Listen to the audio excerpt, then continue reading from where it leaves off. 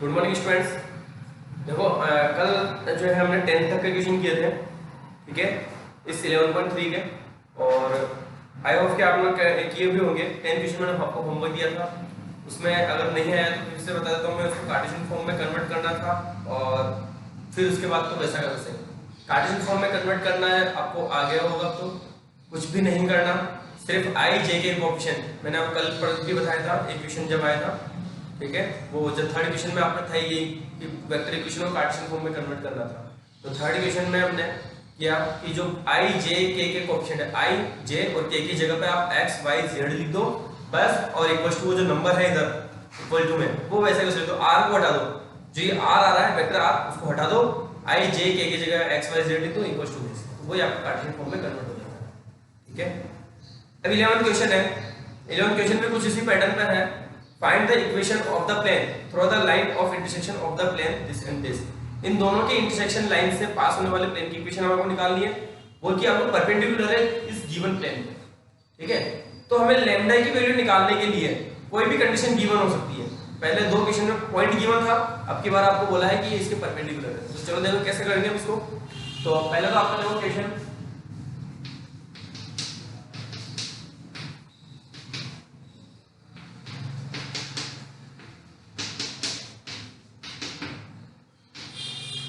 ये plane first and second. तो equation of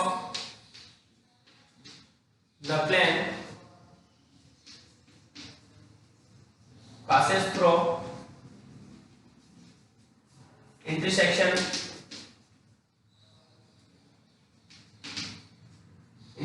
line of plane first and second। क्या हो जाएगा देखो, x plus y plus z minus 1 plus lambda 2x plus 3y plus 4z minus 5 equal to 0। Clear है यहाँ तक? अब हमें इस लैम्डा की वैल्यू निकालनी है। ये जो लैम्डा है इसकी वैल्यू निकालनी है। इसके लिए आपको कंडीशन गिवन है यहाँ पे कि भाई ये जो तीसरा प्लेन है, इस तीसरे प्लेन की इक्वेशन को भी यहाँ पे लिखो आप। यहीं आपके साथ साथ इसके तीसरे प्लेन की इक्वेशन लिखना, x minus y plus z equal to 0, equation third, ठीक है। और इसको दे दो इक्वेशन फोर्थ। तो ये तीसरा वाला प्लेन है, इसके ये परपेंडिकुलर है ये वाला प्लेन। तो परपेंडिकुलर होने का मतलब क्या होता है, क्या होती है परपेंडिकुलर कंडीशन हमारी कि a1 a2 plus b1 b2 plus c1 c2 equals to 0। यानी कि इसके जो डायरेक्शन रेशियो होंगे और इसके जो डायरेक्शन रेशियो होंगे उनका मल्टीप्लाई का सम जो है वो इक्वल्स टू 0 आना चाहिए, ठीक है। तो इसके डायरेक्शन रेशियो निकालते हैं। पहले तो इसके डायरेक्शन रेशियो निकालने के लिए इसको कन्वर्ट करते हैं हम इस फॉर्म में। इसको कन्वर्ट करो आप, x का कॉमन निकालो, तो यहां से x कॉमन निकाला इसका 1 प्लस 2 लैम्डा x फिर प्लस 1 प्लस 3 लैम्डा y, और यहां से 1 प्लस का 1 प्लस 4 लैम्डा z, और यहां से माइनस का 1 plus minus 5 lambda equal to 0। ये आपके पास बना है। अब इसके डायरेक्शन रेशियो हो गई ये और उसके डायरेक्शन रेशियो 1 माइनस 1 1। इनका देखो since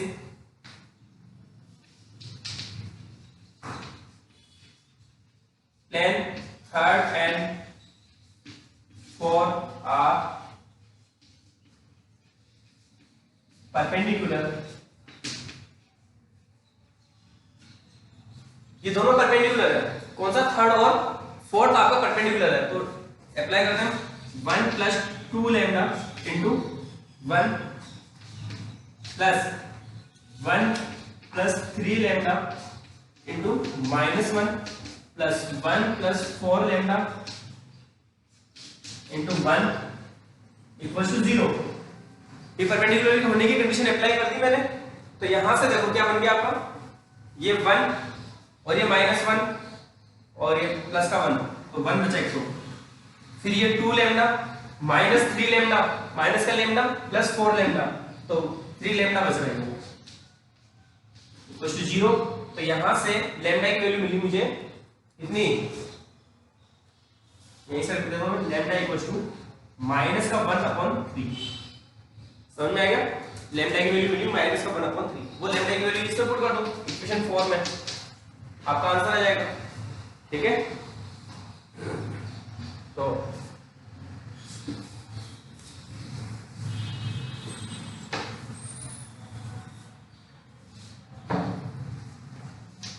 put lambda equals to -1/3 in equation 4। Equation 4 put करते हैं तो x + y + z -1 माइनस का 1/3 और 2x + 3y + 4 लैम्डा माइनस का 5 0। 3 एलसीएम ले लेते हैं तो 3 से मल्टीप्लाई करने पे 3x + 3y + 3z -3 minus 2x - 3y - 4z + 5 = 0। 1 से इधर मल्टीप्लाई कर दिया, -1 से 3 से इसको मल्टीप्लाई कर दिया हमने। अब सॉल्व कर लो इसको, तो 3x माइनस का 2x, तो x बचा 3y कैंसिल, यहाँ बचा माइनस का z और प्लस का 2 = 0। ये 2 है, ध्यान रखना, z नहीं है, वो 2 है। तो ये हो गया x - z + 2 = 0। ये आपका आंसर आ गया। क्लियर है? तो इस तरह से आपको लैम्डा की वैल्यू वापस से पुट करनी है। अब देखो नेक्स्ट 12th और 13th क्वेश्चन दोनों ये से क्वेश्चन है कि हमारे को इनमें दो प्लेन के बीच का एंगल फाइंड करना है। ठीक है ना, दो प्लेन है 12th और 13th, 12th में और 13th में जितने प्लेन है इनमें एंगल फाइंड करना है। अगर पैरेलल और परपेंडिकुलर है तो हमें फाइंड ही नहीं करना, पैरेलल है तो 0 डिग्री हो जाएगा, परपेंडिकुलर है तो 90 डिग्री हो जाएगा। ठीक है, तो पैरेलल का तो डायरेक्ट पता चल जाता है कि इनके रेशियो का जो रेशियो है, डायरेक्शन रेशियोज का जो रेशियो है वो अगर इक्वल आ जाता है तो पैरेलल है। तो फर्स्ट वाला प्लेन जो है वो पैरेलल नहीं है, सेकंड वाला भी पैरेलल नहीं है, थर्ड वाला आपका पैरेलल है। ठीक है, तो उसमें आपको एंगल फाइंड नहीं करना। 13th का बता रहा हूं मैं आपको, डी वाला जो है वो भी आपका पैरेलल है। ठीक है, और ई वाला पैरेलल नहीं है, ए बी और ई इनमें आप फिर चेक करना परपेंडिकुलर। पहले 12th वाला करके बताता हूं मैं आपको। 12th वाला देखो,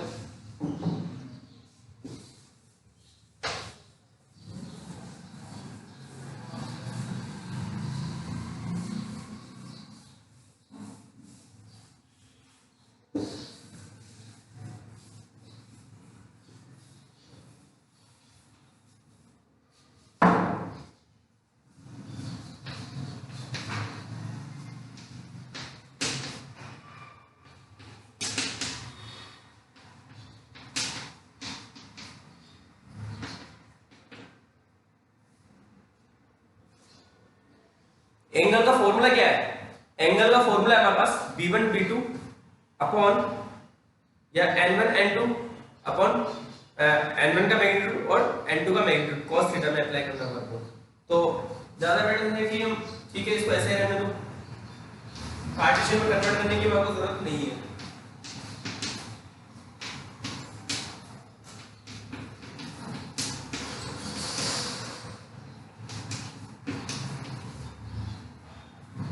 कार्टेशियन में कन्वर्ट करने की आपको जरूरत नहीं है, वेक्टर में भी फाइंड कर सकते हैं, कार्टेशियन में फाइंड कर सकते हैं। तो cos theta equals to 2 × 3 -2 × 3 -3 × 5 upon इसका मैग्नीट्यूड, तो 4 + 4 + 9। आप चाहो तो फॉर्मूला लिख लो एक बार, और ये अपन 9 + 9 + 25।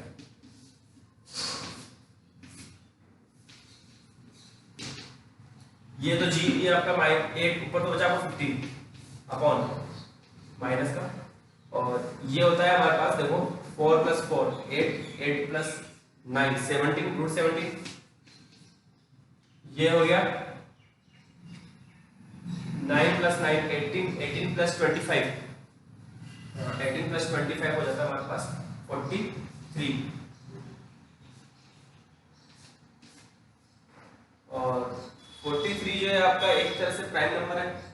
43 का कोई रूट नहीं निकलेगा, प्राइम नंबर है 43 भी और 17 भी, दोनों प्राइम नंबर है आपके। तो cos थीटा की वैल्यू है वो हो जाएगी आपकी 15 अपॉन √17 √43। एक बार चेक कर लेना कहीं इसमें कुछ मिस्टेक तो नहीं हुई है। आई थिंक ऐसे मिस्टेक तो नहीं है इसमें कहीं भी।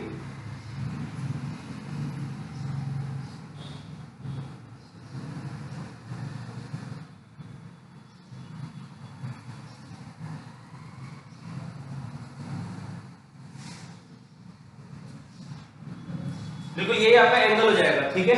तो cos थीटा की वैल्यू जो है यही होगी, इसको आप पॉजिटिव बना दिया हमने, और थीटा इक्वल टू हो जाएगा आपका cos inverse 15/√17 √43। That's your answer. Clear है, यही आंसर हो जाएगा। अगर रूट अगर नहीं निकल रहा है तो हम इसी फॉर्म में आपको छोड़ देंगे इसको। 13th में जो है, 13th में हमें पहले तो पैरेलल चेक करना है। तो पैरेलल तो मैंने बता ही दिया अभी, आपका सी और डी वाला पैरेलल है। अब परपेंडिकुलर चेक करने के लिए आपको मल्टीप्लाई करना पड़ेगा, a1 a2 + b1 b2 + c1 c2 आपको फाइंड करके देखना पड़ेगा कि वो 0 आता है तो परपेंडिकुलर है, अदरवाइज नहीं है, ठीक है। तो इसमें जो फर्स्ट वाला केस है वो तो आपका नहीं दिख रहा मुझे, सीधा सीधा सही नहीं है, ठीक है। बी वाला जो केस है वो आपका, वो भी आपका नहीं है, नहीं वो आपका परपेंडिकुलर है। सेकंड वाला केस आपका परपेंडिकुलर है, बी वाला, ठीक है। तो देखो कैसे बताओगे आप,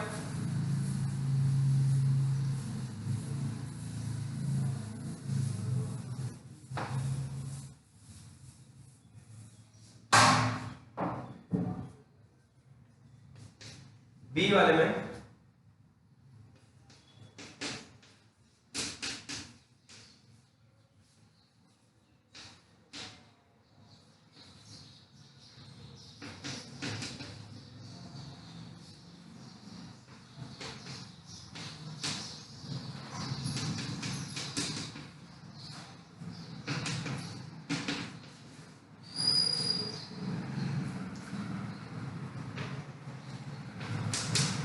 since a1 a2 plus b1 b2 plus c1 c2 equal to check करते हैं। देखो 2 into 1 1 into -2 plus 3 into 0, तो ये आपके पास 0 implies that plane first and second are perpendicular।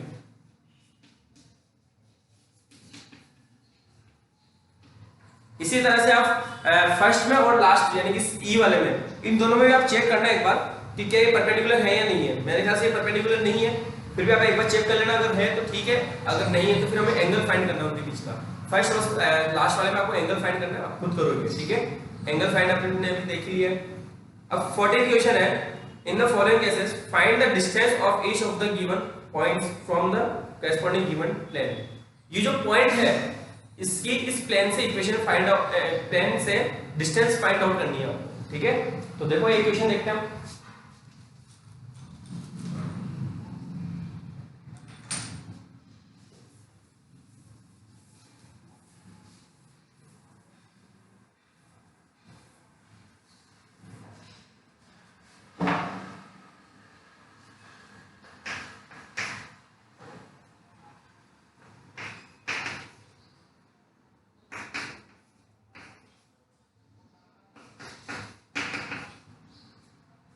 इस प्लेन की, इसमें सेकंड वाला पार्ट कर रहा हूं, उसका बी वाला पार्ट, ठीक है। बाकी आपको खुद को करना है, इसकी डिस्टेंस निकालनी है 0.3 - 2 1 से। तो distance of the plane from point 3 - 2 1 b equal to, कैसे होता है, क्या फॉर्मूला आपका, a x1 plus b y1 plus c z1 minus d या प्लस d जैसे भी है upon root of a square plus b square plus c square. तो अप्लाई कर दो, क्या हो जाएगा, देखो a तो हमारा 2 इंटू ये आपका x1 3 प्लस b कितना है माइनस का 1 और ये -2 प्लस c आपका 2 है और z1 है आपका 1, ठीक है। माइनस d कितना है आपका, ये प्लस का 3। तो a square plus b square plus c square यानी कि 2 का स्क्वायर 1 का स्क्वायर और 2 का स्क्वायर सॉल्व कर लो, यही आपका आंसर है। देखो ये होगा आपका 6 + 2 8, 8 + 2 10, 10 + 3 13 अपॉन 3। बस यही आपका आंसर हो गया, d = 13/3 यूनिट। ठीक है, तो ये डिस्टेंस आ गई, इस पॉइंट और इस प्लेन के बीच की आपकी डिस्टेंस आ गई। तो इस तरह से जो है हमारी ये एक्सरसाइज आपकी कंप्लीट होती है। अब आगे का जो है मिसलेनियस का, मिसलेनियस में काफी क्वेश्चन ऐसे हैं जो आप खुद कर सकते हो। ठीक है, मैं इसमें सारे क्वेश्चन आपको नहीं करवाऊंगा, 23 क्वेश्चन इसके अंदर है आपके मिसलेनियस में, और मुश्किल से हम इसके जो है 7 से 8 क्वेश्चन करेंगे, बाकी सारे क्वेश्चन आपको खुद को करना है। तो जो क्वेश्चन आप डायरेक्ट कर सकते हो, ठीक है, कुछ क्वेश्चन से आप बहुत आराम से कर सकते हो। जैसे 6th क्वेश्चन देखो आप इसका आराम से, फर्स्ट सेकंड क्वेश्चन जो है आपके वो आप आराम से खुद कर सकते हो, इनको फर्स्ट क्वेश्चन आराम से खुद कर सकते हो। तो जो आप खुद कर सकते हो उतने आपको करने हैं। कल का मैं आपको ऑफ दे रहा हूं, ठीक है, और उसके बाद जो है हम इस एक्सरसाइज के कुछ क्वेश्चंस करके और फिर नेक्स्ट चैप्टर आपका